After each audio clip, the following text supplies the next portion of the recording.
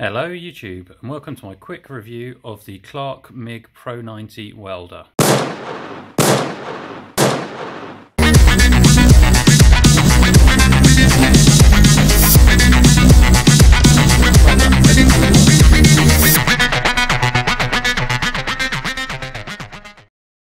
So I've decided to review this welder because there's not a lot of other reviews online that I've found on the machine, apart from on the website where I actually bought it, Machine Mart in the UK.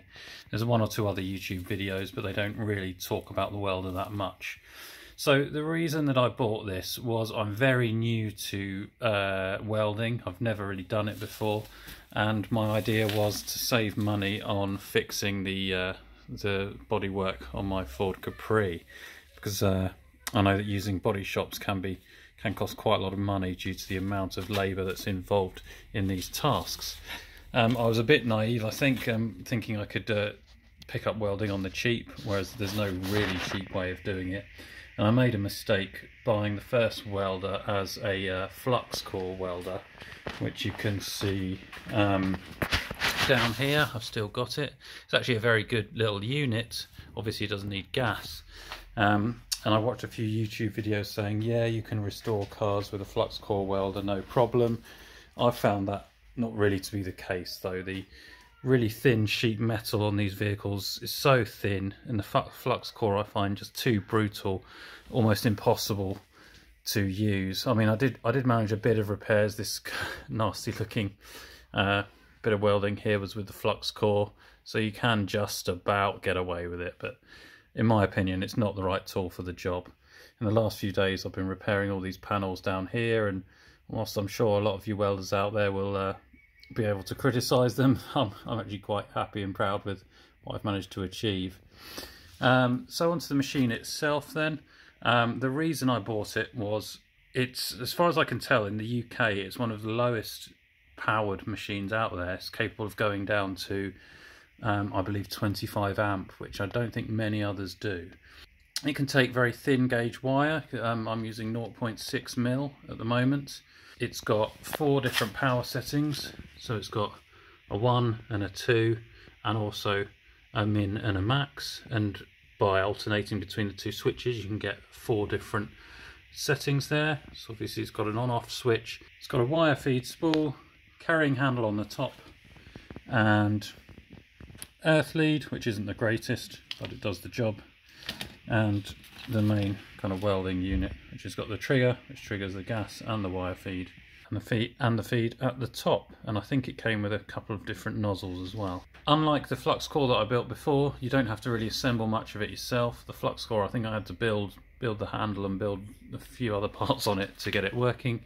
I can't remember exactly on this, but I think it was just a case of putting the handle on and putting the side panel on. The side panel itself is easily removable. You just pretty much pull it off, and inside is pretty clean and simple. You get the wire spool there on the left, which this is the one that came with it, and the wire feed here, which if you've used a welder before is pretty simple to set up, and if you haven't, the instructions are pretty easy to follow. It's got the kind of different tensioners and the 2 wheels there. You can pull out the guide wheel there and flip it over if you want to use thicker wire. It comes with quite a nice range of accessories actually included, which isn't really that obvious when you buy it. It comes with a nice big reel of 0.6 mil wire.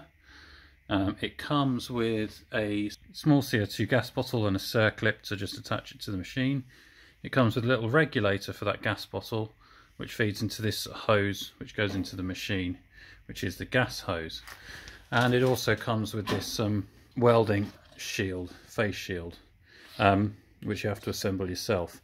It's not really what you want to be using for welding, any great deal of welding, but it's there if you need it. Perhaps if you're welding and a friend wants to watch, he could use it, or if you've run out of batteries and you just want to do a really quick weld, you might use that perhaps. Obviously if you're going to be doing any serious welding, you want a proper mask. This one I found on eBay, which reacts when you're welding. It automatically dims when the welding light is on. So along with this unit, Having realised that the absolute cheap route of the flux core welder wasn't the best way to go, and you do need to invest a bit of money if you want to have any sort of success with this, I also bought from the same company a decent regulator. You don't need the 2 gauges as far as I understand, but the price difference between the 2 gauge and the single gauge wasn't that much, so I thought I'd get a proper good one. While I was on it, it's got threads both for a CO2 bottle, and it's also got an adapter on it for argon, I believe, so it can, although I think it's branded as a CO2 regulator, it can be used with either. With this adapter, it's got the regulating valve underneath, and it's got a pipe with a special end which plugs directly into that white thin tube on the welder itself. And with this regulator you can attach full-size bottles to it. Originally I was going to use an argon mix, which seems to be most recommended for mild steel bodywork on cars like this, but having been using the little CO2 bottle that came with it, I've been finding it produces pretty good results. And as far as I understand, CO2 is a lot cheaper than argon, so I'll probably go for CO2 for the next phase of these repairs. In the UK, I think we call it pub gas. It's the sort of gas pubs use to connect the beer taps to, so it's pretty cheap. So that's a quick overview of the machine itself. There's not much more to say. I'm very happy with it. My decision to buy it was, as I said earlier, it's kind of the welder that's ideal for very thin metal, which a lot of other welders can't do. Other options are higher priced welders, obviously different types of welders, stuff like TIG. There's a lot of welders currently on Amazon at the moment that look very fancy and have got kind of fancy German brand names, but when you look into it and do research on it, most of them are quite cheap Chinese machines that have been given German brand names to kind of help sell them, so I'm not sure how trustworthy they are, whereas Clarke in the UK is quite a recognised established brand. A quick note on my experiences so far. So unfortunately I've covered this with filler. I should have left it bare for the review, but these headlamp bowls on the Capri are incredibly thin metal. They're almost like paper. This had a big rust patch here, and I've managed to weld in a plate here and then another bit of plate up here, and that was pretty good. I hardly blew any holes. Lots of little spot welds, joining them all up, leaving it time to cool. That worked really well, and I was really kind of quite proud of that. I didn't actually think I'd ever be able to fix this thing. I thought I might have to buy a whole new bowl, which they're not cheap as a separate panel.